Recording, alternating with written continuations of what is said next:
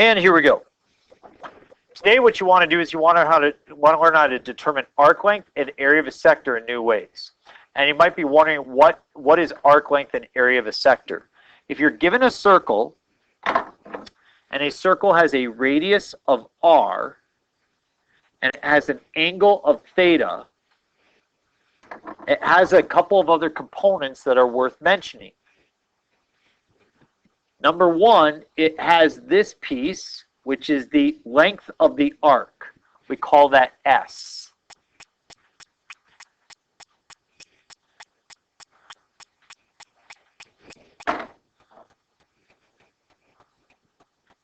We have another part, which is the area of the inside.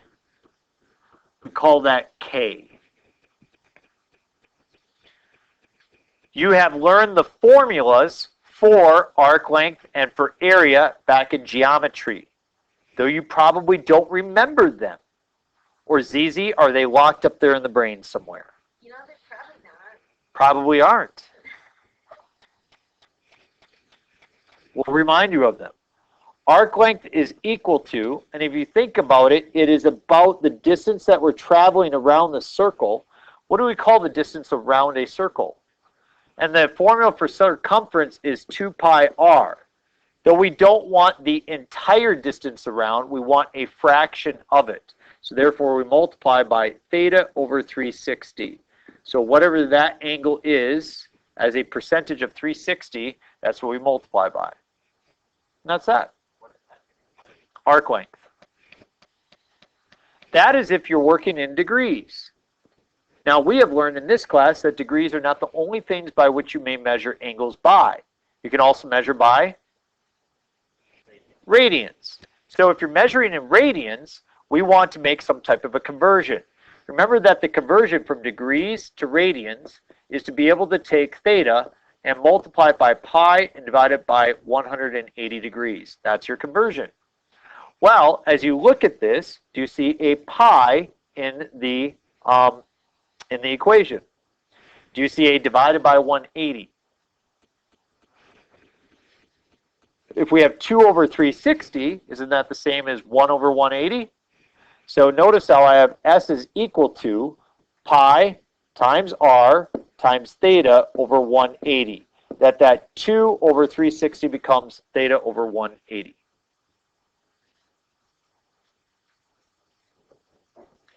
So what do? We take the pi over 180 and we cross them off in our conversions to radians. And so we end up with S is equal to simply R times theta. And that's that. This is your new formula if you are working in radians.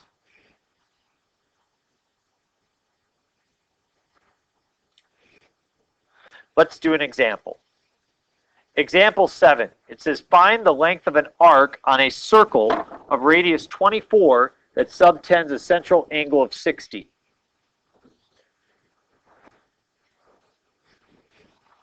What is the length of the radius? 24. And when it says the arc subtends a central angle of 60, that means that it wraps around an angle of 60 degrees. Do you remember our formula for arc length? S is equal to what?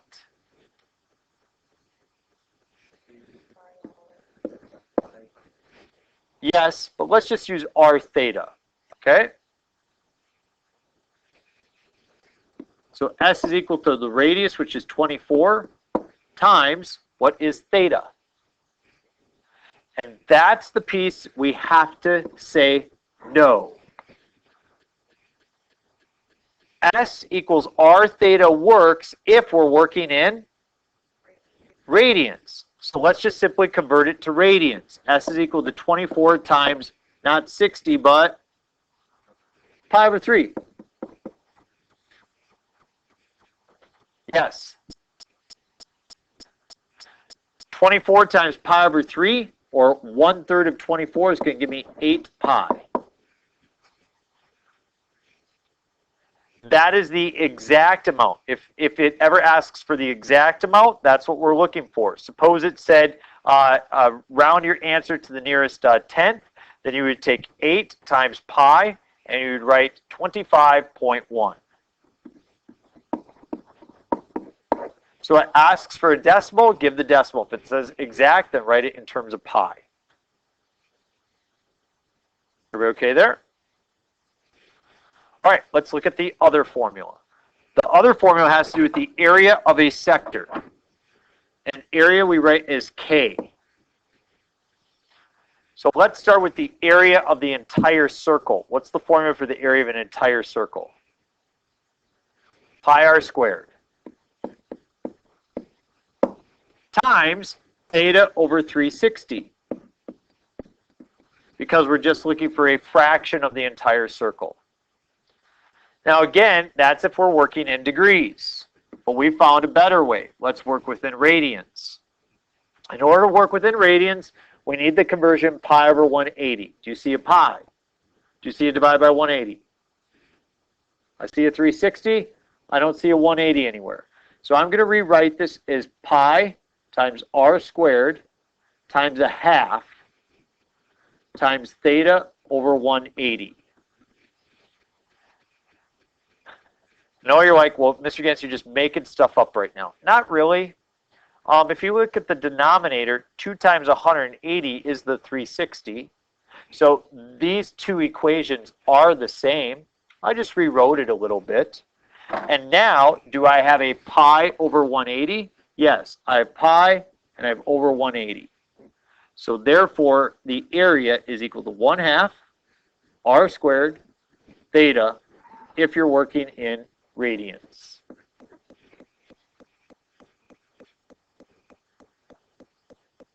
Sir? You also write r squared times theta over 2. Sure. R squared theta over 2 works fine. Yes.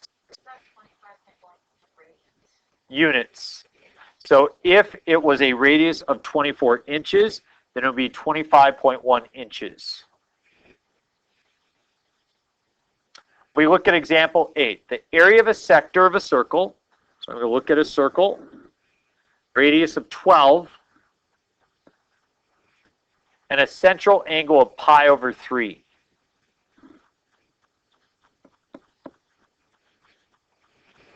So pi over 3 is my central angle. I'm looking for the area of that sector. What is your formula for area of a sector that we just wrote down? K is equal to what? Good. So K is equal to 1/2. What do you get if you square R? 144. And what is theta? 60 or pi over 3. We choose the radian measurement because this formula is devoted to radians. What is 1/2 of 144? So 72 times pi over 3. And 1/3 of 72 is 24. So we get 24 pi. If it asked for the exact amount, we would write 24 pi. If it said approximate to the nearest tenth, then we would write 75.4.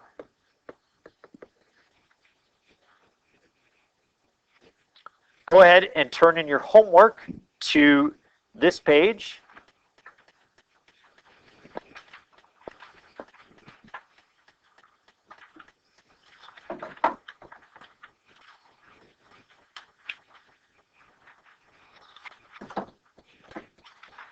I apologize, but it looks like the name of the worksheet I wrote is radians, degrees, and sketching angles must have been kind of copied and pasted from a previous document.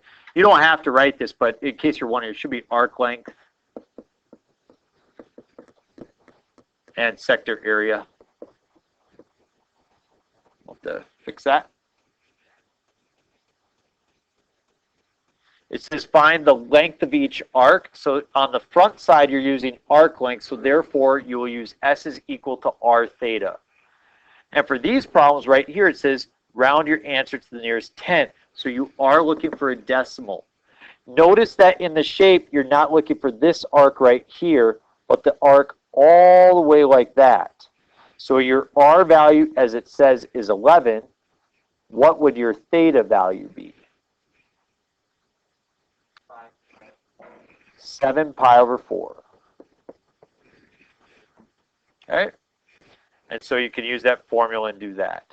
As you move down, you notice that here it says find the length of the arc, do not round. So you want your answer to be in terms of pi.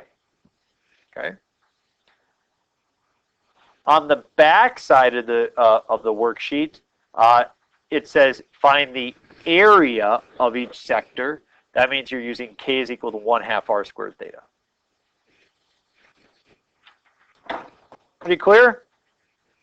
You guys have time to work. You can get a lot of this done. You have, let's see, till 11. So you've got about 13 minutes. We need to be efficient with your class time.